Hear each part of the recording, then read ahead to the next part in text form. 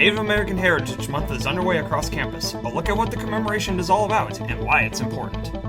Yesterday afternoon, training was hosted by the Residence Hall Association, spreading awareness on mental health advocacy. After months of construction, the new skyway finally opens its doors to students, turning the Memorial Union into a connective hub on campus. Good evening and welcome to Bison Information Network. I'm Dash Menzel. And I'm Coy Hartle. We have the latest campus and local news coming up, so don't go anywhere.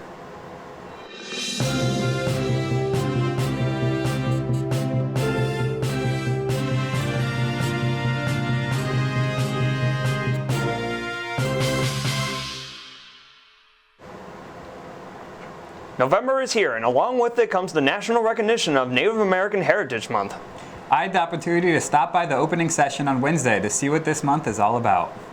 November is National Native American Heritage Month, and Wednesday marked the start of the activities at NDSU. The opening event took place in the Sonish Room at the Union. It consisted of an honor song for students from Michael Gabbard and a talk from former NDSU Associate Professor Holly Mackey, who now works with the Department of Education. What are you doing on your committees that you're on? What are the students doing in student government? How can we actually start to think about the ways that NDSU can support our students in the way that they need to be supported? Holly works to build up Native communities and give them the resources that they need to thrive. In my role, I have multiple opportunities to get onto educational institutions, whether that be Bureau of Indian Ed schools, whether that's public schools, whether that's tribal colleges and universities, or tribally controlled schools, to really look at what our communities are doing to make a difference for their children. She also hopes to raise awareness for issues facing Native Americans for more than just the Heritage Month. But what about the other 11 months out of the year? Like, what are we doing? And I think that NDSU is poised as an institution that's ready to take that a little bit further and make sure that our students know that they are represented every month of the year, that we're building solidarity amongst all of our groups, right? That we know that we can support our students and meet them where they are. Holly also emphasized the importance of people advocating for Indigenous communities. How are you, if you are a non-native, non-person of color, or not from any diverse ethnic or religious background, going to help advance these things? Because the fact of the matter is, without you, we cannot accomplish anything.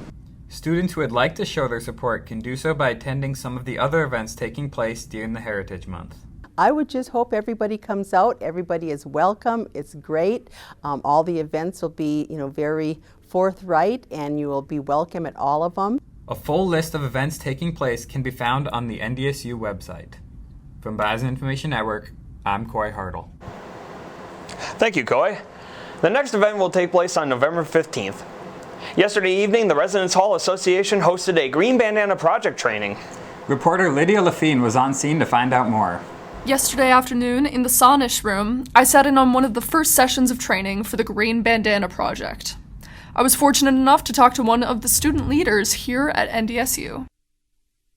My name is Sierra Brown. I am just one of the student leaders. One reason I think college students should get involved with this is just it's a great resource for other students who may be struggling with mental health. Like, I know winters can be a really hard thing here, and seasonal depression can be really hard. So just knowing that there are resources out there and that there's people who care. Taking the pledge has allowed me to not only say that I am, but show that I am, and let other students know that I'm someone that they can talk to. Not only that, but I've been able to take those resources and use them for myself to be able to destigmatize mental health for myself and know that I am able to get help for the things I need help with.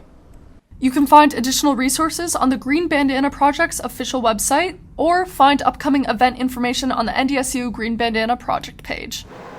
Their next training is on the 29th in Cater Hall at 7 p.m. Do you want to test your strength in the squat, bench press, and deadlift? The NDSU Wellness Center is hosting the fitness event Powerlifting Meet this Saturday. Participants will have a total of 3 attempts per lift. Experience in the lift is required, but experience in competitions is not required. Winners will be crowned based on best weight lifted compared to body weight. Rules and regulations will begin at 9 a.m. Competitors must be present at rules and regulations to compete. All competitors must register by tomorrow. For more information, contact Jenna Eckstein at jennaeckstein@ndsu.edu. Well, it's been said that people alive today were born too late to explore the Earth and too early to explore space. That's not quite true for everyone. Former NDSU student Austin Decker graduated in 2004 with a degree in mechanical engineering. Decker now works at NASA as the Integrated Vehicle Loads Team Lead for the Artemis program. This program aims to return people to the moon by 2024 for the first time in over 50 years. Artemis 1, an unmanned test mission, is set to launch on November 14th. Next Tuesday, the Fall Baccalaureate reception will be returning to the Memorial Union Gallery from 5 to 7 p.m. Each year, Baccalaureate Visual Arts seniors develop a cohesive, conceptually concise body of work. Each work of art examines a complex theme, researched and interpreted into a medium reflecting their personal visions. The reception includes conversations with the artists about their experiences. Earlier this week, the brand new skyway at the Union opened to students. This walkway connects to both Ladd and Sugihara Hall and ties into the existing skyway above Albrecht Boulevard. Students are also able to enter the skyway from ground level at the new plaza located outside of Sugihara Hall. While finishing touches are still being done, the plaza will consist of plenty of benches, charging stations, and lots of green space upon completion. Now on to local news. The Fargo Police Department has identified the man who was found dead near a train bridge by the Red River on Sunday morning. 32-year-old Philip Bergquist was found near the river at around 11:15 Sunday morning by the Red River, just north of Main Avenue. Yesterday afternoon, 3 men were arrested in connection to his death in what investigators are now calling a murder. Tomorrow is the final day for early voting in Fargo for the midterm election. You can also vote in person on Tuesday, November 8th, or by mail if it's postmarked by Election Day. In North Dakota, term limits for state legislators and legal recreational marijuana are both on the ballot. For more information on voting, visit vote.gov online. As we head into November, the snow will be falling soon, and that is why West Fargo Police are asking you to volunteer as part of their Adopt a Hydrant program. The program allows fire hydrants to be accessible during the winter. Those who register online will be entered into a drawing for a $20 gift card awarded monthly. When clearing a hydrant, you're asked to clear a 3-foot radius around the hydrant and ensure access is available from the road for fire crews. On November 10th, the Dakota Prairie chapter of the North Country Trail Association is hosting an urban hike and chapter meeting at 5:15 at the downtown public library. The group is one of several chapters in charge of maintaining the North Country Trail, which is the longest hiking trail in the nation. The trail stretches more than 4,800 miles and traverses 8 states from central North Dakota to Vermont. Participants will learn how they can get involved with the group. The event is free and open to the public. That's all for news. When we come back, Logan Genterberg will give us a look at Bison sports. There are so many great things to experience at NDSU. It's hard to pick one, but my favorite is the people. They make it such a warm place. The Bison aren't just across the country, they're across the globe. It's the perfect distance from home. The faculty are our biggest cheerleaders. Hands-on research experience. The affordable tuition. All the opportunities to stay active on campus. Real-world learning experiences. once I got on campus, it felt like home.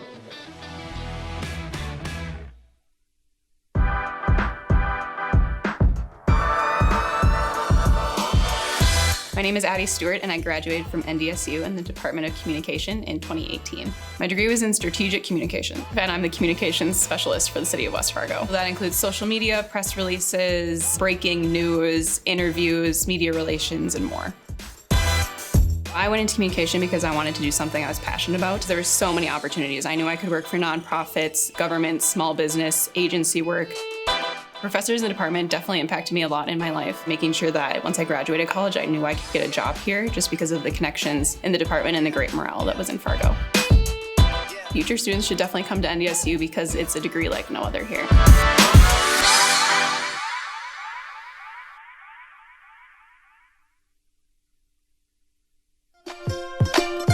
The NDSU bookstore has everything you need to show off your Bison pride. The bookstore can have you sporting green and gold wherever you go. It offers many different brands, sizes, styles, and selection so that you find exactly what you're looking for. Shop the NDSU bookstore and show your spirit today.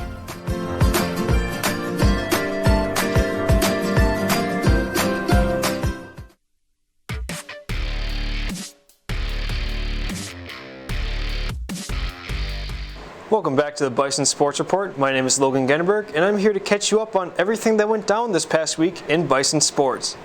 Starting off with football, the Bison returned from their bye week to the Fargo Dome this past weekend to host the Illinois State Cardinals.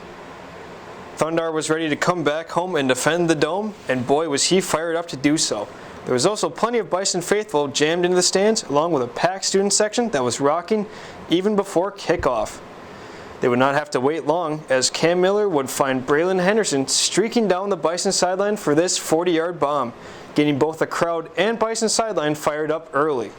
The Bison wasted no time, with Cam Miller dumping it off to Hunter Lipke, who proceeded to barrel into the end zone nearly untouched to tie the game up at 7-7. The defense then got to take its turn, with Dawson Weber making a big stop on third down with this textbook pass breakup. Spencer Wagee also got to have a little fun, as he would get after Illinois State's Zach Annexted here for a big sack to fire up the home crowd. The Bison would run away with it in the second half, literally, with Cam Miller getting to do his best Lamar Jackson impression on this designed QB keeper to put the Bison up 17-7. But what's better than one QB scampering in for a touchdown? Two QBs getting to do so, as Cole Payton would get his shot to touch pay dirt here on a shifty 12-yard run for yet another Bison touchdown, and what would be the final nail in the Cardinals' coffin. When all was said and done, the Bison marched into the tunnel victorious, with a much-needed 24-7 win as they near the end of regular season play. The Bison will kick off a road trip by heading to Illinois to face off against the winless Western Illinois Bulldogs on Saturday. The game can be watched on ESPN Plus or listened to on the Bison Radio Network.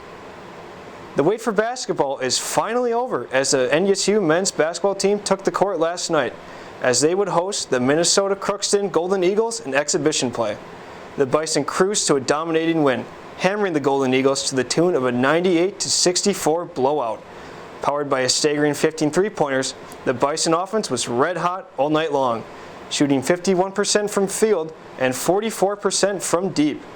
Sophomore Andrew Morgan led the Bison charge with 22 points and 7 rebounds in 18 minutes. He was aided by Tajavis Miller's 18 points and Grant Nelson's 17 points and 8 rebounds. Miller was also the commanding force from deep, as he recorded 6 of the Bison's 15 three-pointers on the night.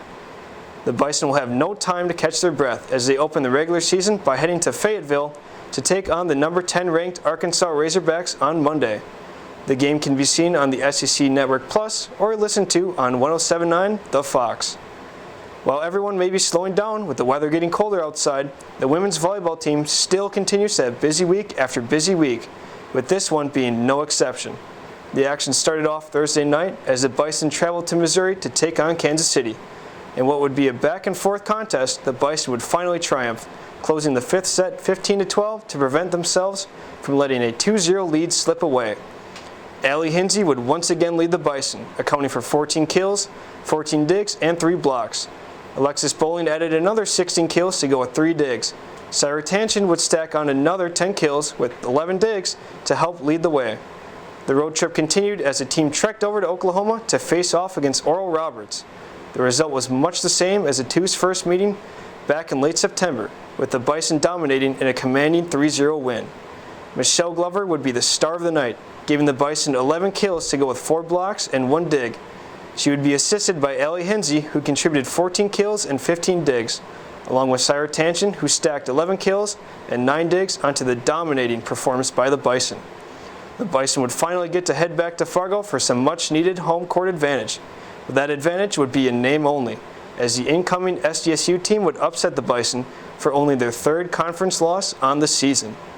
The valiant effort would be led by freshman Allie Barth, who would record 13 kills and 5 blocks, and what would be her best performance of the year. As always, Allie Hinsey put up big numbers, tallying 14 kills to go with 24 digs to try and power the team. They would also get some help from Syra Tanchin and her 10 kills, 12 digs, and 5 blocks stat line. The Bison looked to rebound from the disappointing loss against in-state rival North Dakota before hosting Omaha in the Benson Bunker Fieldhouse. The women's soccer team traveled to Colorado this past weekend to play their first game in the Summit League Championships. And what was the biggest game of the year, the Bison needed to win to keep their season live in the win or go home tournament. They would start off strong, but were unable to convert any of their early chances into goals. Kelsey Calio had a shot that nearly snuck in, but Oral Roberts would take the lead with the first goal in the 32nd minute. After the half, Paige Goalie would put the goal in goalie, tying up the game at 1-1 with only 50 seconds into the second half. The Bison had a few more great chances, but none of them would result in a go-ahead score. The game dragged into overtime before finally being decided by a heart-wrenching Oral Roberts goal in the 106th minute. With this loss, NDSU's season comes to an end, with the Bison finishing with a solid 8-9-3 record to go with a 4-5 record in Summit League play. Both the men's and women's cross-country teams wrapped up their fall season last weekend in Summit League championships, and what a weekend it was for both teams. The men's team took second place in the tournament with 64 points, a major improvement from last year's third place finish with 93 points. The Bison were led by Hunter Klimek, who took 9th overall with a 23:29 time for the AK course. Simon Kaiser took 13th with 23:39, and Hunter McHenry rounded it out with a 14th place finish to go with a 23:45 time. McHenry was named the Summit League newcomer of the championship, along with all 9 Bison recording career best times for the AK.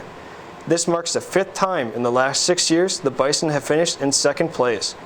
However, the women's team would be the one to steal the spotlight for the weekend. They went on to win the meet in dominating fashion, taking first by a commanding 30-point gap.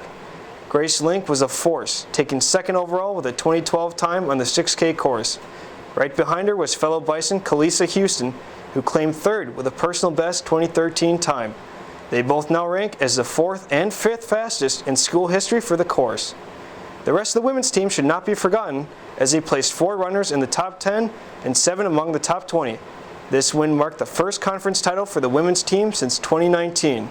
They will race at the NCAA Midwest Regional in Columbia, Missouri on November 11th. Well, that is all we have for sports this week. Coming up next is Nick Whistler with your weather report for this upcoming week, so don't go away.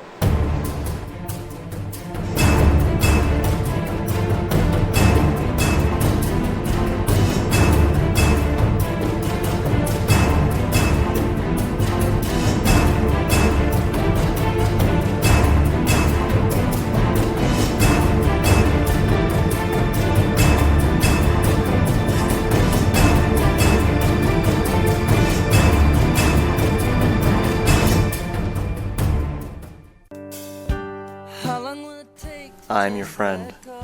I'm your coworker. I'm your neighbor. There's no set person that defines who needs help in North Dakota. I play cards with your grandmother every week. Hunger is becoming more and more widespread and more known because there are people standing up and saying, hey, this can't happen. We can't be having this in our state, in our community. I sit next to you in math class. It's proving that they're learning better and they're not coming to school so hungry on Monday morning. We're engaging them and we're helping them learn. I mean, people want to help their fellow citizens, and in this food bank, in this agency, that is exactly what's happening, is people really, truly care. I'm here. I'm here to change the faces. I'm here to change the faces of hunger. One kid, one mentor, plus one moment can unlock limitless potential. One heart-to-heart, one inside joke. 30,000 youth are waiting. Be there for one of them. It's time. Become a big today.